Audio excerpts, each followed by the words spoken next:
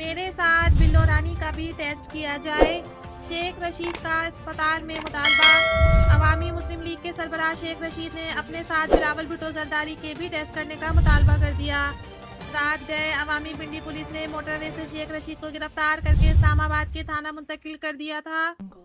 Police Hakam का दावा है कि शेख रशीद नशे की हालत में थे, जबकि शेख रशीद के पास से महंगे ब्रांड की शराब बरामद हुई है।